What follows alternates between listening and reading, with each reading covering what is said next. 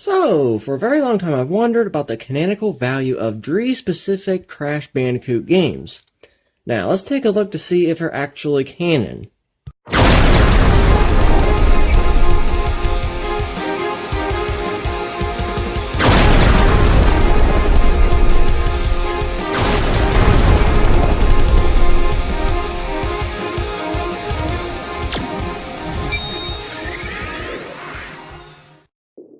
How's it going, everyone? Blueknight here, welcome back to another Crash Bandicoot video. And today, I'll be trying to figure out if 3 specific Crash Bandicoot games are actually canon.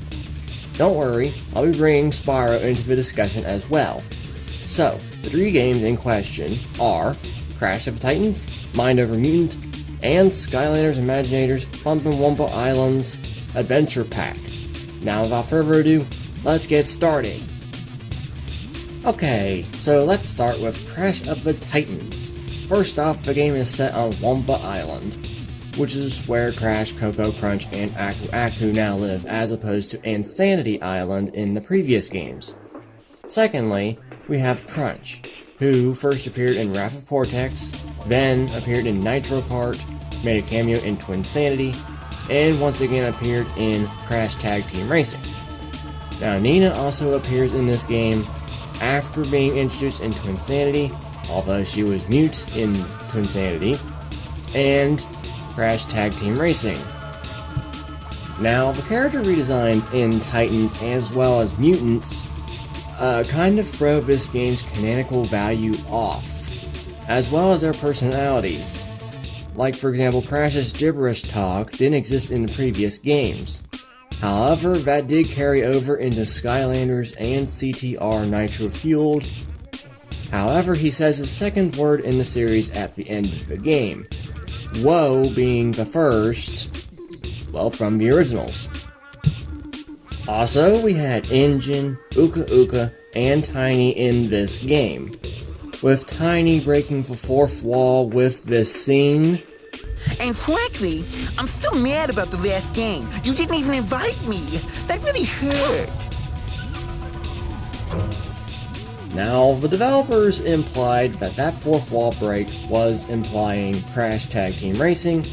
Now, that game, I'm not even sure is canon, because I think the developers themselves said something about it not being canon. When technically Crash Boom Bang was the previous game before Titans, and released after Crash Tag Team Racing. Now, Tiny was in Crash Boom Bang, which was a handheld title. Now, pretty much the same thing applies to Mind Over Mutant, as it's very similar to Titans. Of course, we have Nitrous Brio this time around, but other than that, it's still very similar to Titans. Very similar. So basically, I would consider both Titans and Mutants a separate canon, or maybe a spin-off canon, kind of like the Sonic Boom of the Crash Bandicoot series. I mean, there's references, similarities, etc., but not very much evidence to support it as a main series canon.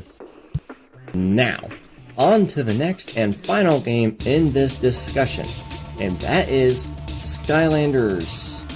I didn't mean Skylanders Academy. I meant Skylanders Imaginators. That's better.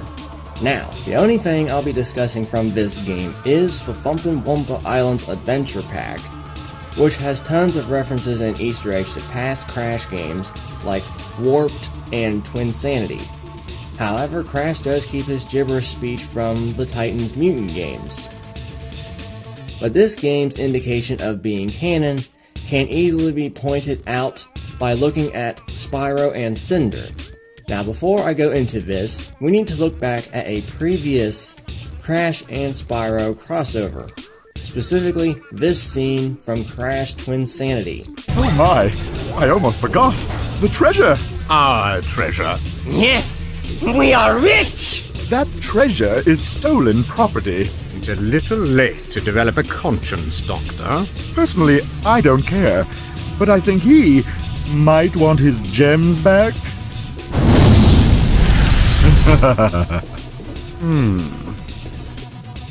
Now I should point out that this Spyro is the same model from A Hero's Tale, which is original series Spyro, and I'm not talking about this particular version of Spyro, as I'll be discussing the Skylanders Spyro. So let's take a look into Skylanders Spyro and Cinder's history with the series. So, first, let's look at Spyro. Basically, Spyro comes from a faraway land, far from Skylands, few have ever traveled to. The part that's interesting is that the old Portal Masters have chronicled as many exciting adventures. This part right here could mean original series Spyro or Legend Spyro, but only one counts, and I'll get into that in a minute. Now on to Cinder. This is where it gets more interesting.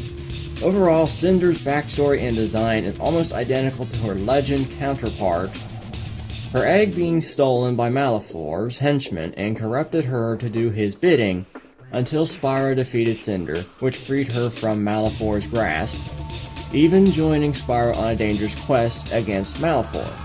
So again, almost identical to Legend of Spyro. To further add on to this, CrystalBlazier interviewed some team members who worked on both Skylanders, Spyro's Shadow Legacy, and The Legend of Spyro a few years back. I will link the interview down in the description below. And a few interesting points were made in that interview, including that the ending of The Legend of Spyro Dawn of the Dragon, which was purposefully left mysterious to allow us the freedom to reintroduce these characters in a way that was very fitting for the world of Skylanders, while also leaving it to longtime fans, such as yourself, to use your imagination to fill in the blanks. Spyro's world has always been a world full of imagination, and ultimately we decided that imagination was the most important aspect to carry over into Skylanders. For many fans, Skylanders represents a fresh start for both Spyro and Cinder, but there are enough nodes to previous games to allow longtime fans the freedom to imagine their own connections with the past.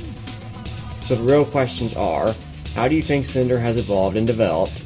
Which nodes to previous Spyro games do you think were intentional? And do you think these nodes have deeper meaning?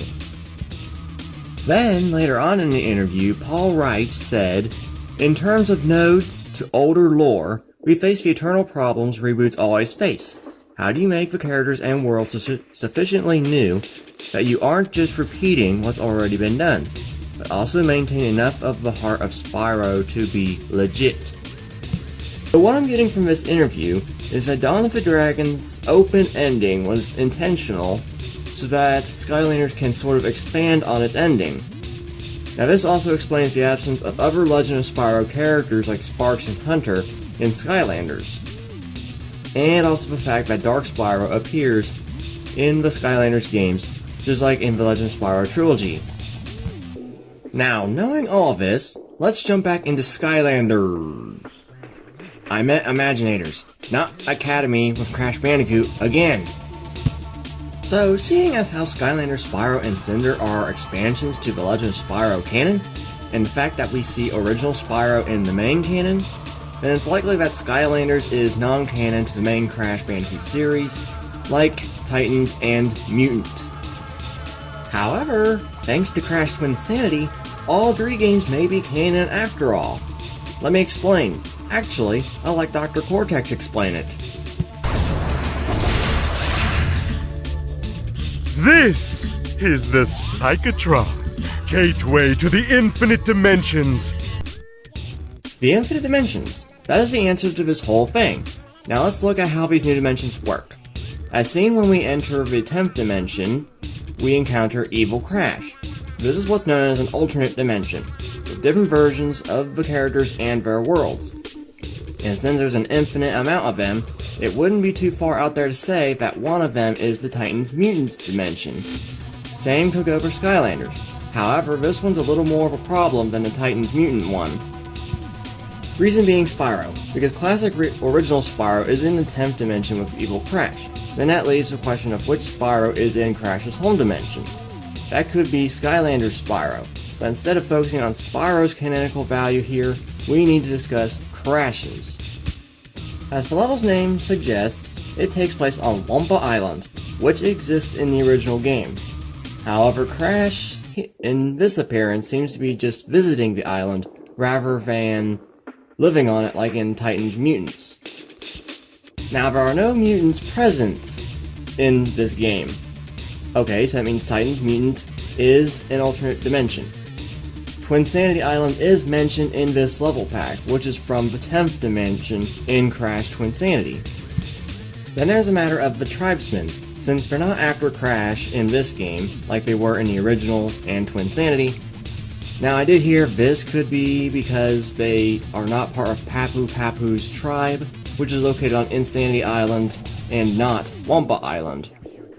However, on Wampa Island in Skylanders, many objects and plants move or react to the level's music.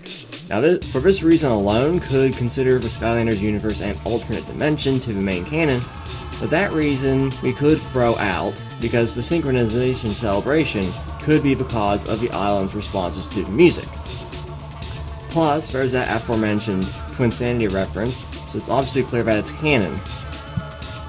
Plus, there's this Canon Chart of the Crash Bandicoot series, which I couldn't find when starting this video. It would have made this video a whole lot easier to make if I had found it sooner. Link to this Canon Chart will be in the description below for reference. Now, I was wanting to discuss the canonical value of both CTR and Crash's appearances in Skylanders Academy, but CTR I saw no point in since it's already confirmed to be canon, with the trophy Easter egg in Raptor Cortex and Nitrous Oxide's appearance cameo in Twinsanity, so there is literally no point of me talking about CTR. Skylanders Academy, on the other hand, is a completely separate universe from the main Skylanders games, which was confirmed by the team behind the show. But, as many of you already know, Crash Bandicoot appeared in Seasons 1 and 2 of Skylanders Academy. The first season's Crash episode took place during Crash 1, where Crash spoke perfectly fluent English, unlike the games. Then, the finale episode for Season 3 introduced Coco Bandicoot. Now, this episode is likely to take place during Crash 3 Warped. However, Coco's design is similar to her Mind Over Mutant redesign. Now, once again, you take the infinite alternate dimensions theory from Crash Twinsanity, and there you go. Skylanders Academy is canon to the Crash Bandicoot series and the Skylanders series. As an alternate universe dimension, that is. So, here's a quick summary of everything I just discussed in today's video. Number 1. Crash of the Titans and Mind Over Mutant are canon, if looked at as one of the infinite alternate dimensions that were mentioned in Twinsanity. Number 2. Skylanders Imaginators is considered canon, due to the many Crash Bandicoot references, including Twinsanity. Number 3. Since Skylanders is in the same canon as the main Crash Bandicoot series, including Twinsanity, that would mean that all the different versions of Spyro are canon. Same would go for Crash Bandicoot and Spyro the Dragon's appearances in Skylanders Academy, as that would be canon as well. Anyways guys, that's about all I got for today's overly complicated video. I hope you enjoyed it, and if I missed anything at all, or you guys have any questions about this, please be sure to let me know down in the comments section below. And yep, once again everyone, I've been Blueknight. Thanks so much for watching, and I will see you guys next time. Goodbye.